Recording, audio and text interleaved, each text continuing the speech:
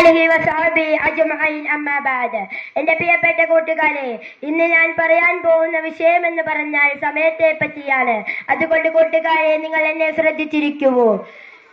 സമയം എന്ന് പറഞ്ഞാൽ ഒരു മനുഷ്യന്റെ ജീവിതത്തിലെ ഘടകമാണ്. അതുകൊണ്ട് നിങ്ങളെല്ലാം എന്നെ ശ്രദ്ധിച്ചിരിക്കൂ. ഒരിക്കൽ ഒരു സഹാബി പറഞ്ഞു, നാം കളിക്കുകയും പഠിക്കുകയും അതിനുപരി നാം ഇബാദത്ത് ചെയ്യാനും സമയം കണ്ടെത്തിയെടുക്കണം. അങ്ങനല്ലയോ ഒരു സഹാബി പഠിപ്പിച്ചു തന്നിട്ടുള്ളത്.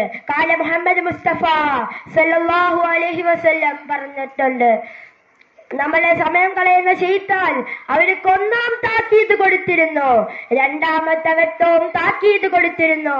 അങ്ങനെ കുറെ വട്ടം താക്കീത് കൊടുത്തു, എന്നിട്ടും അവരനുസരിച്ചില്ല.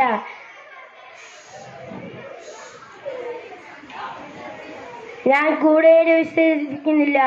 അള്ളാഹുവിന്റെ നാമത്തിൽ ഞാൻ നിർത്തുന്നു. അസ്സലാമു അലൈക്കും.